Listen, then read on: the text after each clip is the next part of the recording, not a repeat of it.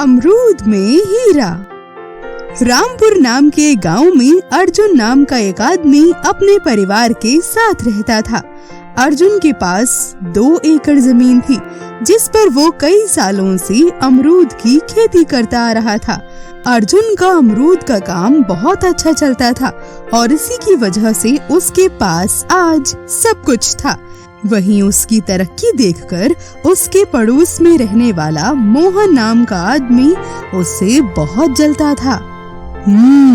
अंजू, देख रही है, उस अर्जुन ने एक और नई कार ले ली।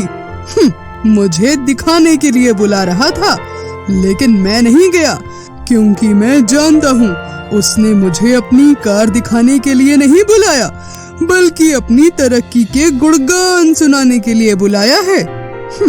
एक समय था जब हम दोनों साथ में काम करते थे, लेकिन ना जाने ये कैसे इतना अमीर बनता जा रहा है।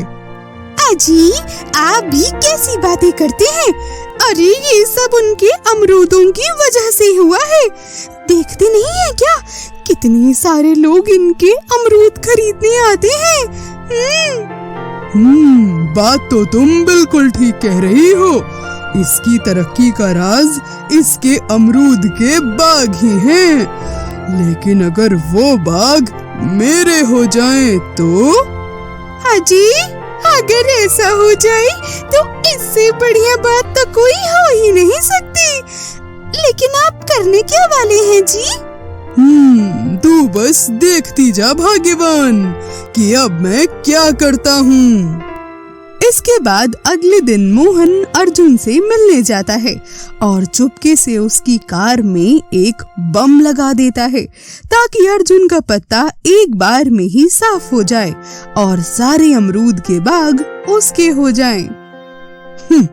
अर्जुन, अब तू ही मेरी किस्मत का तारा चमकाएगा। देखना, तेरे मरने के बाद मैं तेरे बागों पर कैसे कब्जा करता हूँ। आज जो कुछ भी तेरा है वो कल मेरा हो जाएगा। इसके बाद अर्जुन बाहर आता है और उसे देखकर मोहन छिप जाता है। अजी, ध्यान से जाइएगा और हाँ, पहुंचकर फोन जरूर कर दीजिएगा। हाँ सीमा, तुम चिंता मत करो, मैं कल तक वापस आ जाऊंगा। तुम बस एक बार खेतों पर चली जाना, देखना कहीं गांव के बच्चे अमरूद तोड़ कर ना ले जाएं। ठीक है जी, मैं चली जाऊंगी। इसके बाद अर्जुन अपनी गाड़ी में बैठकर शहर के लिए निकल जाता है, लेकिन जैसे ही वो गांव से बाहर निकलता है, बम फट जाता है। अर्जुन की गाड़ी के मानो चीथड़े उड़ जाते हैं। अर्जुन भी बेचारा इस हादसे में बुरी तरह से मारा जाता है।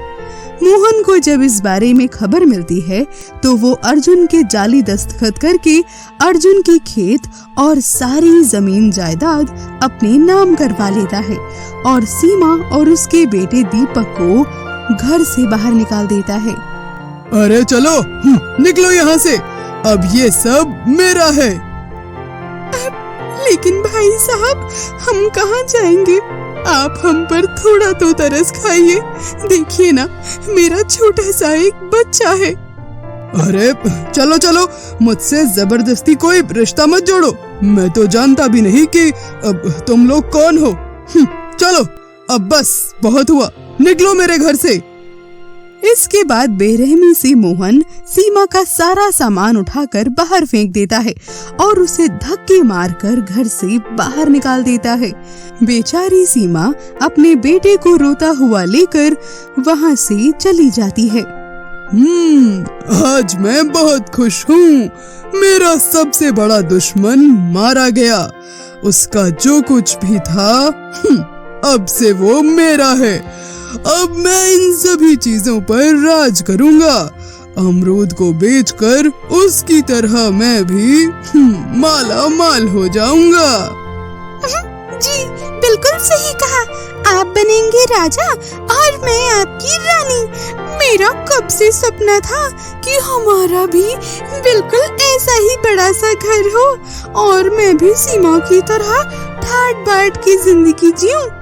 मेरे घर में भी नौकर चाकर हो और मैं आराम से रह सकूं। आज जाकर देखिए ना, मेरा वो सपना पूरा हो गया। मैं आपको बता भी नहीं सकती कि मैं कितनी खुश हूँ। दोनों इस तरह से अपनी खुशियां मना रहे थे और वहीं उधर सीमा और उसका बेटा दीपक बेचारे दर दर की ठोकरें खा रहे थे। उनसे उनका घर और सब कुछ अब छिन चुका था। उनके पास अब कुछ भी नहीं बचा था। हे भगवान, मैं इस समय भला कहाँ जाऊं? कितनी रात हो चुकी है, ऊपर से मेरा बच्चा भी छोटा है। हे भगवान, अब तो तू ही कुछ रास्ता दिखा। इस तरह से परेशान होते हुए तभी सीमा की नजर अचानक से सामने अमरूद के बाग पर जाती है, जहाँ एक खाट पड़ी हुई थी। सीमा उस खाट पर अपने बच्चे को अपने आंचल से लपेटकर सुला देती है। कुछ ही समय के बाद उसकी आंख भी लग जाती है और तभी उसे एक सपना आता है। सीमा, मैं जानता हूँ कि तुम अभी कितने बुरे समय से गुजर रही हो और मैं भी तुम्हारे साथ नहीं हूँ, इसीलिए मैं तुम्हारी मदद करना चाहता हूँ। कल सुबह जब तुम इस अमरूद को तोड़ोगी तो तुम्हें कुछ ऐसा मिलेगा जो तुम्हें एक नई जिंदगी शुरू करने में मदद करेगा। ऐसा सपना देखकर अब सीमा चौंक जाती है और इधर उधर देखने लगती है, पर उसे अंधेरे के सिवा कुछ भी नजर नहीं आता। अगली सुबह जब वो उस अमरूद को तोड़कर देखती है तो हैरान रह जाती है, क्योंकि उन सभी अमरूदों में हीरा चमक रहा होता है। हाँ, ये कैसे हो सकता है? भला अमरूद के अंदर हीरे कहाँ से आए? शायद वो कोई सपना नहीं था। अर्जुन वाकई कल मेरे सपने में आए थे और मुझे बताना चाहते थे ताकि हम एक बेहतर जिंदगी जी सकें। अब इतने में तभी अमरूदों के अंदर से हीरे निकलते हुए मोहन भी देख लेता है और जब सीमा वहाँ से चली जाती है तो वो भी अमरूद तोड़ तोड़ कर उसके अंदर के हीरे देखने लगता है, लेकिन उसे एक भी हीरा नहीं मिलता है। अरे ये क्या? सीमा को तो अमरूदों में हीरे मिल रहे थे और मुझे भला ये कोयला क्यों मिल रहा है? और अमरूद तोड़कर देखता हूँ, शायद इसमें ना सही किसी और में ही मुझे हीरा मिल जाए। इसके बाद मोहन एक एक करके सारे अमरूद तोड़कर देखता है, लेकिन उसे कहीं भी हीरा नहीं मिलता है। भला ऐसा कैसे? सीमा ने जितने भी अमरूद तोड़े उसे सब में हीरे मिले और मुझे बस कोयला। भला ऐसा कैसे हो सकता है? मोहन इसके बाद सारे अमरूदों को काट काट कर देखता है, लेकिन उसे किसी में भी हीरा नहीं मिलता है। उधर सीमा उन हीरों को बेचकर खुद के लिए वापस से एक बहुत बड़ा सा घर खरीद लेती है और खेती की जमीन भी खरीदकर उस पर वापस से अमरूद की खेती करना शुरू कर देती है। वहीं देखते ही देखते मोहन के अमरूद की खेती बेकार हो जाती है। उसके खेतों में केवल काले और कड़वे अमरूद ही उगा करते थे और वो सीमा को देखकर बस जला भुना ही करता था। तो बच्चों, इस कहानी से हमें यह शिक्षा मिलती है कि कभी लालच नहीं करना चाहिए। लालच का फल कभी भी मीठा नहीं होता, चाहे कोई कितनी भी कोशिश क्यों ना कर ले। तो अगर आपको ये कहानी पसंद आई हो तो प्लीज इस वीडियो को लाइक कीजिए और हमारे चैनल को सब्सक्राइब कीजिए, ताकि हमारे चैनल पे आपको इसी तरह ज्ञानवर्धक कहानियाँ सुनने को मिलती रहें।